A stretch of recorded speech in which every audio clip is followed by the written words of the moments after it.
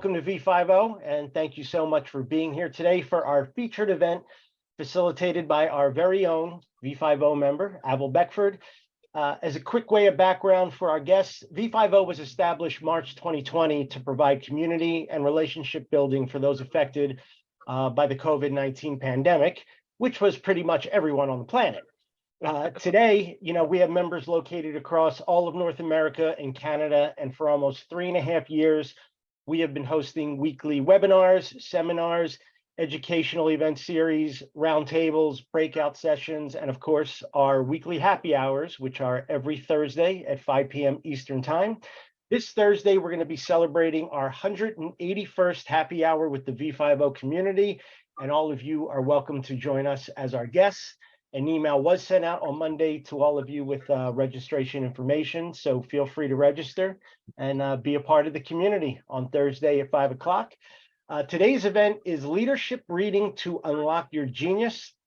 Avil developed the executive advantage to help busy executives read and gain relevant insights from nonfiction books in significantly less time. Avil is also the founder of Art of Learning Leadership Academy, and her works have been featured in Investors Business Daily, Forbes, and Medium, and the list goes on and on. So without further delay, I would like to hand the mic over to Ms. Avil Beckford. Take it away. Yeah, it's so great to see so many familiar faces. And thank you so much, my friends, for support. So the workshop is going to be around 25-30 minutes or so, and then you'll be able to ask questions because I want this to be interactive and I want you to learn as much as possible. So let's share my screen. So I did a run through this morning, so it should work. Okay. So from the beginning. Hold on, what's going on? So let's go back in and make sure that it's at the top. Slideshow. Okay. Let's try this again. So let's share screen again. So let's see here. Okay, can everyone see this? Okay.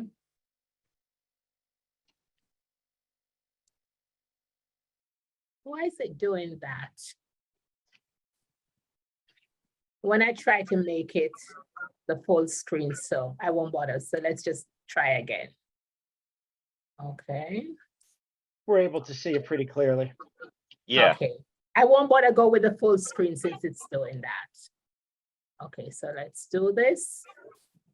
All right, so just let's keep it at this.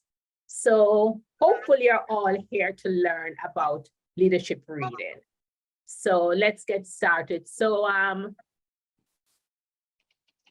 Lane did an introduction for me. So I just wanted to add something. So people always ask me why I started off doing this kind of training. And it came out of a sad event. So my mother died unexpectedly from a heart attack in October 2012. And my heart just shattered into many pieces. And I thought to myself, to get through this, I had to do something that I love, and that thing was reading. So I thought I'd create a reading challenge to read the world. And I wanted to visit 30 countries via the books I read. So over 4 or 5 months, I read 80 books and traveled virtually to 30 countries. One of the things I noticed when I was reading a nonfiction book was that I was experiencing deja vu. Haven't I read this before? Haven't I read this before? And I thought there had to be a better way to read. So over years, I was researching and I learned a lot. And I'm now at this place where I am. So today, this is what we're going to cover. Common reasons for not reading, how to choose the right books, introduction to leadership reading, and then how to read. So before I go a little further, I wanted to say that I talked to quite a few people to find out from them common reasons why they don't read nonfiction book. And here's what I discovered: lack of time, lack of focus, and they cannot remember what they read.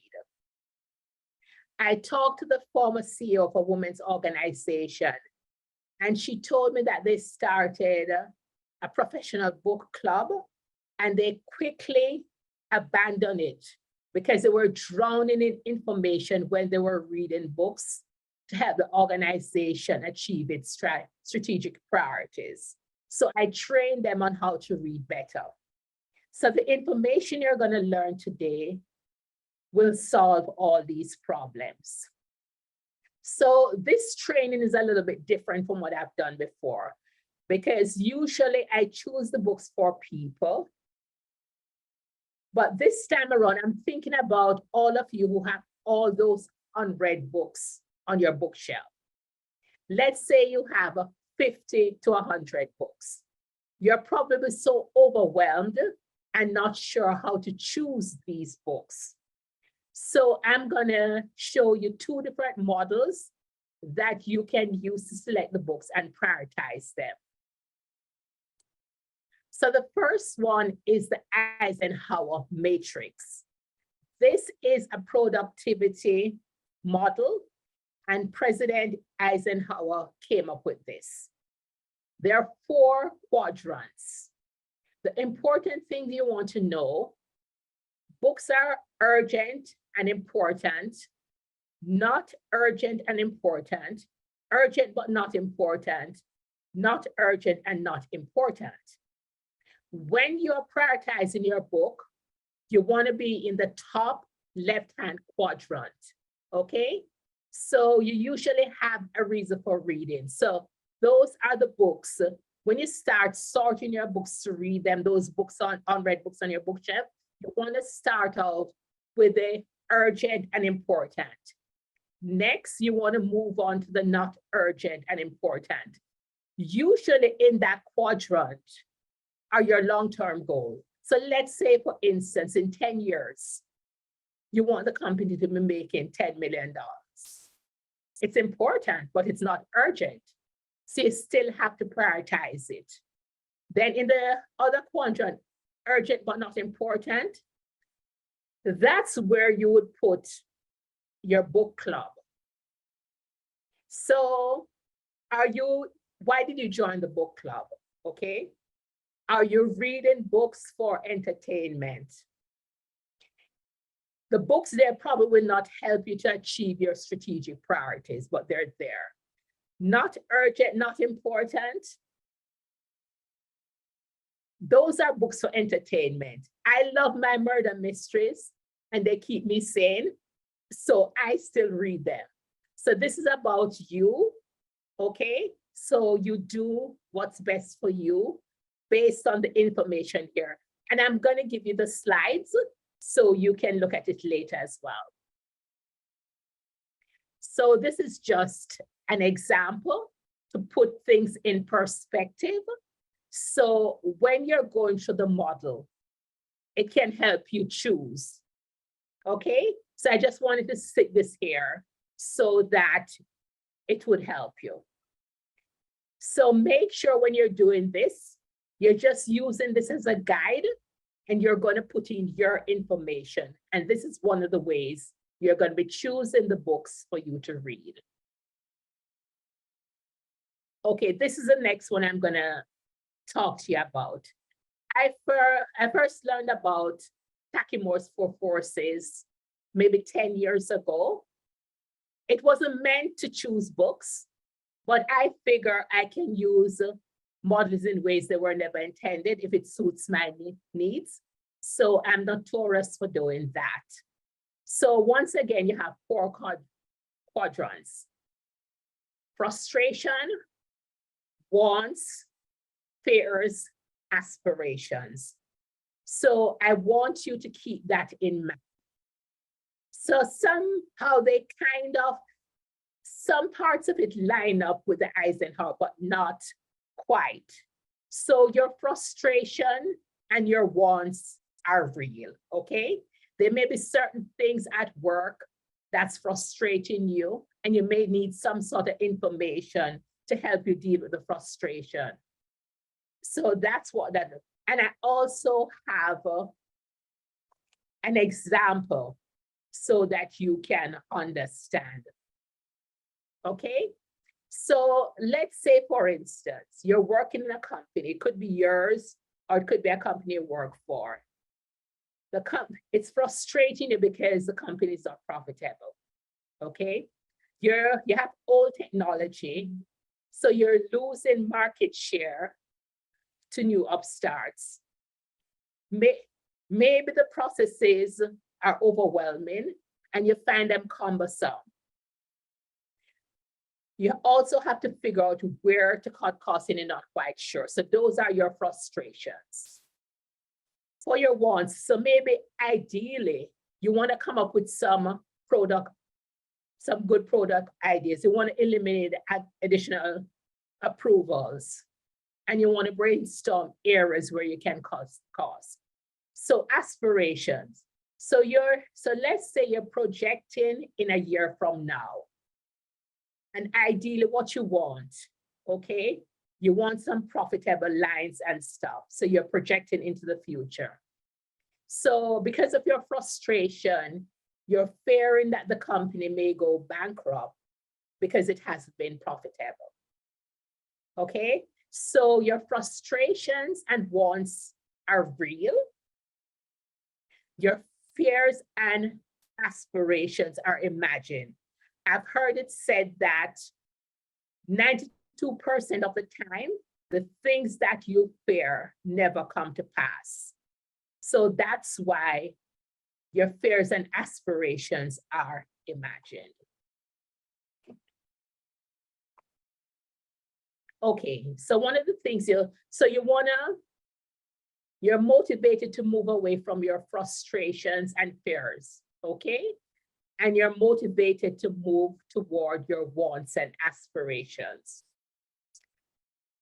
As I mentioned before, your frustrations and wants are immediate, while your fears and aspirations are imagined. So when you use this framework, use it as a guide to decide which nonfiction books from your bookshelf you're going to read, okay? And make sure they're addressing your frustration, your wants, your fears, and your aspirations. Okay, so now that I've talked a little bit about 2 techniques you can use to start choosing some of the unread books off your bookshelf. So in a nutshell, leadership reading is reading to learn what you need to know, okay? You wanna read the sections that apply to you. So you're gonna read strategically and not sequentially. And I want to make it clear that leadership reading is not about speed reading. It's about reading intelligently. So when you read with intention, the way that you're going to learn in the next few slides, you're going to see what others miss. You're going to apply what you learn, because I often say to people I train, reading a book and not applying the idea is like spending all day in the kitchen preparing a 5-course meal and not eating it. It makes absolutely no sense. Remember the models that you see, especially the first one, urgent and important, okay? So you're reading the books because you have an intent. So make sure that you're using what you learn. Profit from your reading time. Since you're intentional about your reading, you can profit. So profit could be many things: saving time, increasing revenues, all that stuff. And because you're also read in a specific way, it can allow you to gain a competitive advantage. So this will be a new system to most people, this new system to read. So these are some of the steps. Before you read any nonfiction book, you want to set your intention for reading. You want to prepare your mind. You want to preview the book. You're going to learn how to read selectively. You're going to pick out the big ideas and combine them, and you're going to apply the ideas. I'm going to go in more details with how you do this. Okay. So most people, when they're reading a nonfiction book, they just start reading. No. You never do that. Okay. The first thing you want to do, you want to write down your one sentence purpose for reading. So let's say, for example, I was going to read that book called The MacGyver's Secret. Most of you know that show, MacGyver, okay? In that show, at any point in time when he gets into these tricky situations, he uses the materials that he has access to. So if I'm reading that book, which is actually quite good, The MacGyver's Secret, I'd be reading it to learn unconventional problem-solving methods, okay? So do it in one sentence, but be very clear about what it is you want from your book, because this is going to be instrumental in the other stages of the leadership reading model. Okay, so usually when you're reading a nonfiction book, you have questions you want the book to answer, or you have a problem you want to solve. So take some time and craft those questions you want the book to answer. The next stage is that you want to get into an alert, yet calm state. You want to do what's called brain gym exercises. You want to connect both sides of your brain. If you do a search on Google, you'll come up with some brain gym exercises. But two common ones are jumping jacks and marching band, right? You want to use your whole brain so that you absorb more of the information in the book. Another thing you can do is listen to binaural beats. So it's like two different sounds are playing in your ear, one in your left ear, one in your right ear, and then they form a third sound. So you can also find some of those on YouTube.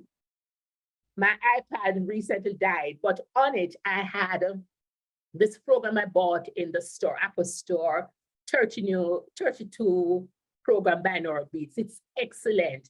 And there are many settings like if you want to concentrate, relaxing, all these things. And I found that it gets me into a state of flow.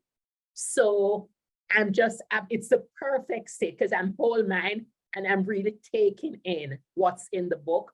And also, if you're a writer, it's also good for that because you find yourself in a state of flow and you just start writing and writing good stuff.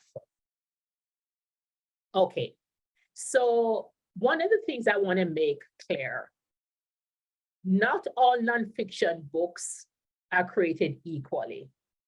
Some of them are meatier than others, so you have to treat each book independently. Okay, so this is how the steps to preview a book. So start off and set a timer for 30 minutes. If the book is meatier, you can always add another 30 minutes. And here, if you give yourself an hour to do a task, you're going to take an hour to do that task. If you give yourself 30 minutes, you're going to do it in 30 minutes. So that's why you don't want to give yourself too much time with the book. If it so happens that you still need more time, you can always add it. So you're being very productive reading. And before I go to, I want to also say something else. When I train senior leaders, a tip I give them, since this is more business oriented, right? You have some sort of purpose for reading.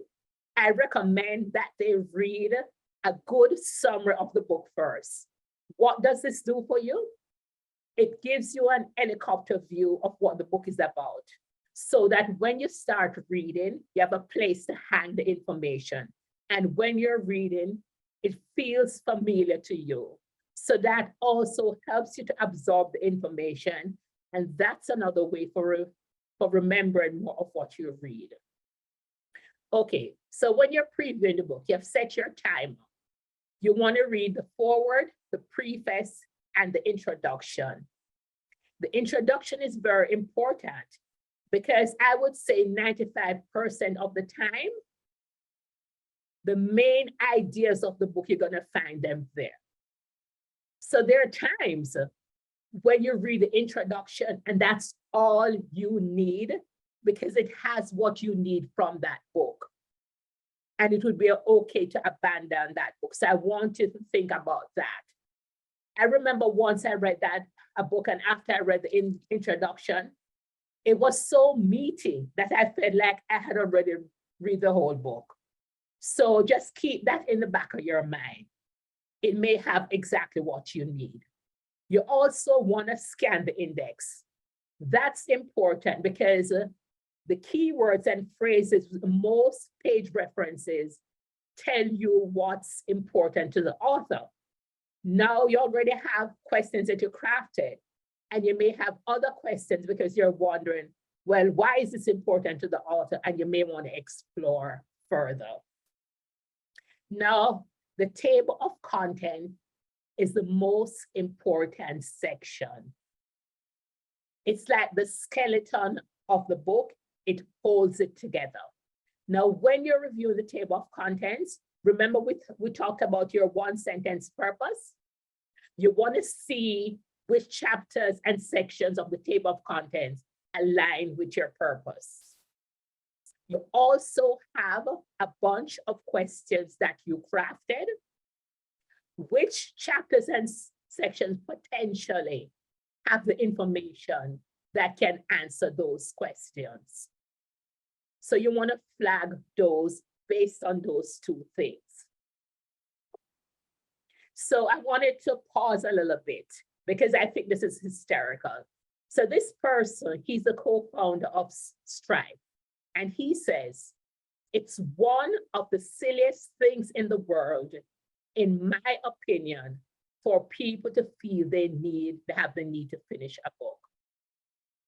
The other thing I want you to know, decades ago, this man by the name of Russell Stover, he did a study, and he found that on the average page of a nonfiction book, only 4 to 11% of the page is important. 4 to 11% of the text on a page carries meaning. That's about one sentence. Most of the information is context and example. So I pose that question to you. How much context do you need? How many examples do you need? How many times have you taken up a business book and there were like 30 case studies? Do you need to read all those case studies? No, you don't. The other thing is that publishers have word counts, traditional publishers. So sometimes for authors to get to that word count, they have to pad it and add information. And here's an example. A friend of mine wrote a book, and the Law Society was going to publish it. The manuscript was 40,000 words. She thought she was finished. They wanted 60,000 words. They finally settled on 50,000 words. She had to add another 10,000 words to the manuscript so that they would publish it. So these are some of the realities that people don't know. So a lot of times, like I said, I was experiencing deja vu, and I'm sure you have too. Like there's so much repetition. You're reading it and you're reading the same thing over and over. With leadership reading, you're trying to cut out that, right? You're not skipping over important information. You're skipping over information that does not add to your understanding of the book. And that's the difference. Okay, so now you have previewed the book. You flagged the sections, the chapters and sections that are important, okay? So you want to read only those sections of a book you flagged as important. So I also want to add, so you have your purpose. Maybe next year, your purpose has changed and it's still information in the book. You can always go back to the book. This is just in time reading. We're busy. We have to figure out a way to get what we need from the book in an efficient manner. And that's what this is about. So you also want to take notes as you read, right? As you take notes, it's a form of learning. You're writing down the information in your own words. So that adds to your understanding. So that's important. So one of the things I always say, so you've read only the sections that are important to you and you've taken notes. I usually recommend that you review your notes several times. What does that do? One of the things is moving the information to your long-term memory, but also you're familiarizing yourself, refamiliarizing yourself to the information. And then I advise that people pick out big ideas from it, at least, 5 big ideas, because you're reading the book for a reason and you want to do something with it. So some people have said to me in the past, like they want to know what are big ideas and they want to know what's essential information so they know what to pay attention to. Okay, so we already talked about aligns with your purpose of reading. So go back, if you think back to some of the first slides about choosing the books, okay? So the one of the company in the example, they haven't been profitable in a while, okay? So important information in the book, you want to know how to increase revenue. Okay, they also wanted to cut costs. So all these are big ideas and essential information. So these are the kinds of information you should be paying attention to. And these are the kinds of information that you would take note of. In your situation, it may be different. So then you have to figure out what is a big idea, what is important information for me to make note of. But these things always a guide and things to look out for. Okay, so this is something that most people don't talk about. So you have all these ideas. So let's say you read the book and you came up with, let's say 5 ideas. One of the things you'll figure out and you'll find for yourself is that a lot of times ideas are not fully formed, so you have to work with them, okay? So that's why it's important. So look at those 5 big ideas that you pulled out. Is there a way you can cluster them, group them, so they become better ideas? Another thing that I wanted to say is that usually when you want to learn something, you cannot read 1 book. You have to read at least 5 books. And in your space, whatever your niche is, you probably have 5 books about a topic that's unread on your bookshelf. So what you also want to do, you're gonna want to group the ideas together in each book, but eventually what you want to do, you want to group ideas across the books. So that's also important. So you want to look, do you see any sort of pattern emerging? One of the things I've noticed, so I like to learn about ideas. So I've read tons of books on creativity and ideas. And after you read about 3 books, you start seeing some patterns emerging, and you start seeing ways you can combine it to make it strong. So I want you to understand that this is really important. So after you have combined ideas, do they solve the problem? Do they satisfy that need that you had? And we're going back to your book choice. We're going back to the Takimura 4 Forces. We're going back to the Eisenhower matrix. Remember, you're mapping out the different sections, the different quadrants, okay? So you go back to the initial need, the initial problem, and see if what you have done so far solve the problem, answer your question. You're always going back to the original. So you always want to test the idea to see if they solve the problem, answer the question. And if it doesn't, don't sweat it. Because remember, you don't have one unread book on your bookshelf. You probably have 50. If you're like most people, 25, 50, have a chunk of them, okay? So I want to say this again because it's so important. Ideas are seldom fully formed when you get one. You always have to massage them, work with them, combine them to get to where you need to go. And even when you combine them, you may still have to build on them. So I guess I got through this pretty quickly. So I want you to look at the unread books on your bookshelves as problem-solving tools. They have information that you want. They can possibly solve problems you're having in the workplace, okay? So look at it that way.